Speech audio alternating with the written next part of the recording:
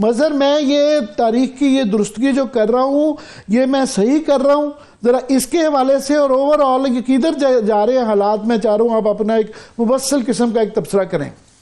जी शुक्रिया आमिर। देखिए ये जब जो आपने मिसाल दी, ये 9 मार्च 2007 को जब इफ्तिखार चौधरी साहब के साथ ये वाक़या हुआ था और उन्होंने इनकार किया था, तो पहला बयान सबसे पहला बयान पाकिस्तान में मैंने ही जारी किया था, Pakistan federal union of journalist की तरफ से। वो हमारे सदर हुमाली थे।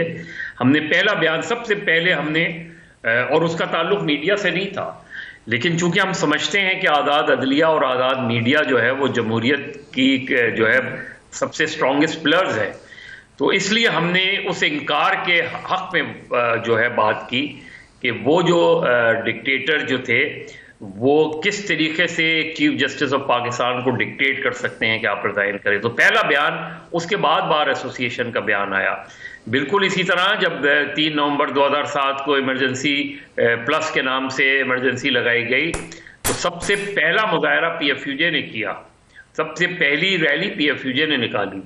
तो हमारी जो, जिस तरह अभी आपने कहा कि हमारी तारीख है, जब प्रिंट मीडिया पर पाबंदी लगी तब हम बोले, जब इलेक्ट्रॉनिक मीडिया पर पाबंदी लगी तब हम बोले, जब अब जो डिजिटल मीडिया को कंट्रोल करने की कोशिश की जा रही है, और हमेशा ये जो बात की जाती है, हमेशा हम जिम्मेदाराना सहाफत की बात करते हैं, लेकिन ये डिफाइन कोई हुकूमत वक्त नहीं करेगी कि जिम्मेदाराना सहाफत क्या है। ये लोग इसलिए इस पर पाबंदी लगाना चाहते हैं क्योंकि ये लोग फेक न्यूज़ फैलाना चाहते हैं। ये पाबंदी लगाई ही फेक न्यूज़ फैलाने के लिए वजह से कि जो लोग डिसेंटिंग वॉइस हैं, जो लोग इंडिपेंडेंट वॉइस हैं, जो लोग हुकूमत हो या अपोजिशन हो, उनकी गलत बातों पर तनकीद करते हैं, उन पर पाबंदी लगाई जाए। और जब आप उन पर पाबंदी लगा देंगे तो फिर क्या रहेगा माशरे में? वही रहेगा जो सरकारी टीवी बोलता है, वही जबान जो है वो हर चैनल पे, हर डिजिटल प्लेटफॉर्म पे इस्तेमाल होगी। तो ये दरअसल सोच का जो फुकदान है, ये वो सोच है जो चाहती है कि इस मुल्क में आज़ादी इजहार ना हो। ये मज़र आपकी बात को आगे बढ़ाते हुए कि पूरी दुनिया में फेक न्यूज़ का इशू है और हर मुल्क, हर मुआशरा अपने अक़दार के मुताबिक जो है उसको कंट्रोल कर रहा है, मगर एक फ़र्क वाज़ेह है कि जहाँ पे वो लोगों की उसके साथ कबूलियत, जिस तरह हम भी कहते हैं, हम और आप प्रोफेशनल जर्नलिस्ट, हम भी फेक न्यूज़ के खिलाफ हैं, मगर ये यहाँ पे एजेंडा और है, यहाँ पे दबाना है, कंट्रोल करना है, तनकीद को कंट्रोल करना है। वरना पॉपुलर जो गवर्नमेंट होती है, जो अच्छी चीज़ें कर रही होती है, उसको फिक्र नहीं होता। वो कहती है ठीक है, फेक न्यूज़ कामयाब उसी मुआशरे में होती है जहाँ पे अच्छे काम ना हो, वहाँ पे ये कामयाब हो पाती है। क्या कहेंगे? देखिए आमिर, देखिए जमहूरियत परवान चढ़ ही नहीं सकती अगर मीडिया आज़ाद ना हो। इसी वजह से इस मुल्क में जमहूरियत परवान नहीं चढ़ी। जमहूरियत परवान चढ़ ही नहीं सकती अगर आज़ाद अदलिया नहीं हो। इसी वजह से इस मुल्क में आज़ाद अदलिया नहीं रही। और ये दोनों जो इंस्टीट्यूशन हैं, जो रियासत के 2 सुतून हैं, इनको एक कैलकुलेटेड पॉलिसी के तहत, और ये आज की बात नहीं है, ये 60 साल पुरानी बात है, एक कैलकुलेटेड पॉलिसी के तहत इसको क्रश किया गया। कहीं कॉम्प्रोमाइज़ किया गया, कहीं कैरेट इस्तेमाल हुई, कहीं स्टिक इस्तेमाल हुई। जो जजेस जो है वो डिसेंट कर रहे थे, उन जजेस को जाना पड़ा, उन्होंने नहीं लिया वो पीसीओ के तहत, तो दूसरे जजेस को लाया गया। इसी तरह मीडिया की ग्रोथ ही नहीं होने दी पाकिस्तान में। जो आपको याद है कि 63 का प्रेस एंड पब्लिकेशन ऑर्डिनेंस के बाद जो प्रोग्रेसिव पेपर्स लिमिटेड, जिसके तहत बहुत से इंडिपेंडेंट अखबार निकलते थे, उस पर पाबंदी लगा दी गई, उसको कंट्रोल कर लिया गया उनको।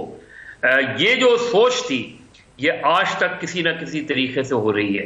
प्रेस के लिए वो प्रेस एंड पब्लिकेशन ऑर्डिनेंस लाए, इलेक्ट्रॉनिक के मीडिया के लिए वो पैमरा लेकर आए, और अब डिजिटल मीडिया के लिए वो पैका लेकर आ रहे हैं।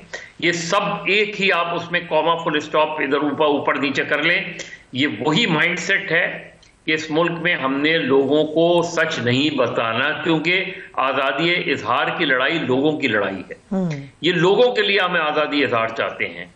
ये हमारी लड़ाई नहीं है। ये मजहर ये बड़ी तफरीक जरूरी है, क्योंकि यहाँ पे जो आर्गूमेंट दिया जा रहा है आज भी और कल भी जो है वज़रा ये कह रहे थे कि ये सहाफ़ियों के तो मुतल्लिक है ही नहीं है, ये तो सोशल मीडिया के मुतल्लिक है।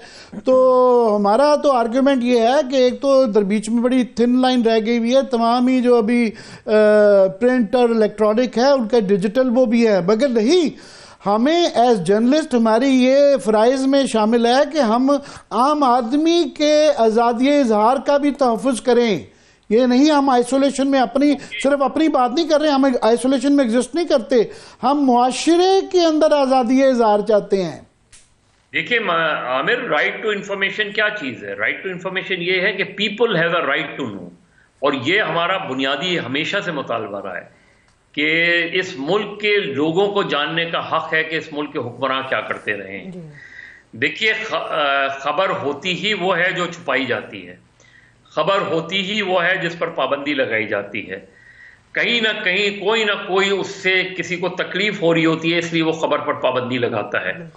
ये जो इररिस्पॉन्सिबल जर्नलिज्म है जो होती है हमारे यहाँ, उसको रोकने का ये तरीका नहीं है। उसको रोकने का जो तरीका ये अडॉप्ट कर रहे हैं ये नहीं है, ये ड्रैकोनियंस तरीके हैं। उसके तरीके हमने, जिस तरह मैंने, आपने, हम सबने मिलके मीडिया कंप्लेंट्स कमीशन हर हुकूमत को पेश किया कि बनाए मीडिया कंप्लेंट्स कमीशन, हमने अपने आप को एहतसाब के लिए पेश किया हुआ है। ये मसवदा तकरीबन मेरा अभी तो 15-20 साल हो गए हर हुकूमत को पेश करते हैं कि ये हम खुद तजवीज़ कर रहे हैं कि हम अपने खुद एहतसाबी के लिए पेश कर रहे हैं, उस पर कोई नहीं जाता। प्लीज़ जारी रखिएगा। यही इसलिए नहीं जाते क्योंकि वो एक इंडिपेंडेंट तरीका, मैंने कहा ना, इंडिपेंडेंट वॉइसेस के खिलाफ हैं ये लोग। कि अगर आप कहें कि इंडिपेंडेंट इलेक्शन कमीशन बनाएं तो नहीं इंडिपेंडेंट इलेक्शन कमीशन बनता। आप कहें कि पैमरा में इंडिपेंडेंट लोग हों, नहीं रखते इंडिपेंडेंट लोग। आप ये कहें कि ये जो आप अथॉरिटी बना रहे हैं ये सबके सब गवर्नमेंट के नॉमिनीज हो गए, वो गवर्नमेंट के नॉमिनीज रखते हैं। ये बेसिकली इंडिपेंडेंट वॉइसेस के खिलाफ है। जुडिशरी में भी अब तो ऐसा ही हो गया है कि वहाँ भी जो गवर्नमेंट एग्जीक्यूटिव कंट्रोल जो जुडिशल कमीशन बन गया है, जज भी वैसे आ रहे हैं, आईनी अदालतें भी अपनी मर्जी की आ रही हैं, तो ये तो हर उसमें है। दूसरा ये आर्गूमेंट जो दिया जाता है कि जी कानून, यहाँ अगर गिनवाने लगेंगे कितने कानून हैं जो ऑलरेडी एग्जिस्ट करते हैं, कोई एक लंबी जो है कवानीन की है जो डायरेक्टली एटलीस्ट 36 कवानीन ऐसे हैं जिसमें कहीं ना कहीं मीडिया की पकड़ की जा सकती है, और इन कवानीन को ख़त्म नहीं किया गया बदकिस्मती से। जो हमने पाकिस्तान सिक्योरिटी एक्ट के तहत अखबार बंद हुए इस मुल्क में, ऑफिशियल सीक्रेट एक्ट के तहत सहाफ़ी बंद हुए, टेररिज्म के पर्चे सहाफ़ियों पे कटे हैं। तो कोई भी कवानीन जो इन्होंने बनाए हैं वो कहीं ना कहीं मीडिया को गिरफ्त में करने के लिए बनाए जाते हैं। तो ये जो पूरी इस वक्त जो ये जो ऑर्डिनेंस है, ये इसकी जो शिकें पढ़ के मुझे बिल्कुल प्रेस एंड पब्लिकेशन ऑर्डिनेंस याद आ जाता है। मैं समझता हूँ कि ये बड़ी बदतरीन शक्ल है, ये एक बदतरीन ऑर्डिनेंस है। इसका कंप्लीट विड्रॉल ही मसले का हल निकलेगा। हमने इसमें भी पहले तो अब ये कह रहे थे ना कि भाई आप ड्राफ्ट शेयर करें, ड्राफ्ट नहीं शेयर किया, लेकिन अब तो जो चीज़ बन गई है, कानून बन गया है, इसके कानून को मुकम्मल तौर पे वापस लिए बगैर आप चीज़ें बेहतर नहीं कर सकते हैं। हमने पहले भी इन्हें तजावीज़ दी, हमने पहले भी ये बहुत अच्छी बात की है कि इसकी दुरुस्तगी नहीं हो सकती, इसको पूरे को वापस लेना होगा। ये मैं भी ये चाह रहा था कि अपने जो कलीग्स के साथ ये बात कर लूँ। अच्छा हुआ आपने ये कह दिया कि ये टोटल ड्रैकोनियन है, ये पूरा वापस लेने की जरूरत है। प्लीज जारी रखिएगा। आप बताएं, आप रखें ना, आप एक नया आए बैठे, हम आपके सामने तजावीज़ रखेंगे, आप हमारे सामने तजावीज़ रखें, और भी इंडिपेंडेंट वॉइसेस को लें और चीज़ों को बेहतर करने की तरफ जाएं।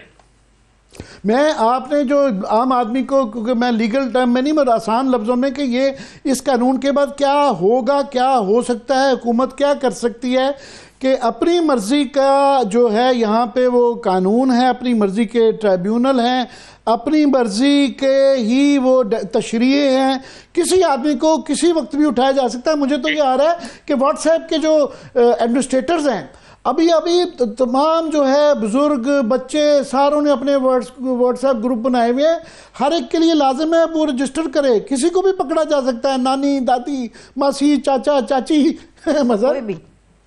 ये मैं कह रहा हूं, इसमें एक फेक न्यूज का सैलाब आएगा और वो फेक न्यूज सरकार फैलाएगी और उसी को कहा जाएगा कि यही दुरुस्त खबर है, और कोई और खबर देगा जो दुरुस्त खबर होगी उसको फेक करार दिया जाएगा। इस कानून का मकसद ही यही है। इस कानून का मकसद सरकार ने डिसेंटिंग वॉइसेस को खत्म करना है और फेक वॉइसेस को उभारना है, और इसीलिए ये टोटल अथॉरिटीज जो बनाई जा रही हैं, ट्राइब्यूनल जो बनाए जा रहे हैं, ये सारी चीजें उसी सिलसिले का कड़ी है। तो इसके खिलाफ अगर लोगों ने और सिर्फ मैं ये सहाफ़ियों की बात नहीं कर रहा, सहाफ़ियों को मज़ाहमत करनी चाहिए, इस मुल्क के शहरियों को मज़ाहमत करनी चाहिए, क्योंकि उनकी आवाज़ें, उन तक पहुंचने वाली आवाज़ों को दबाने की ये एक बहुत गहरी साजिश है।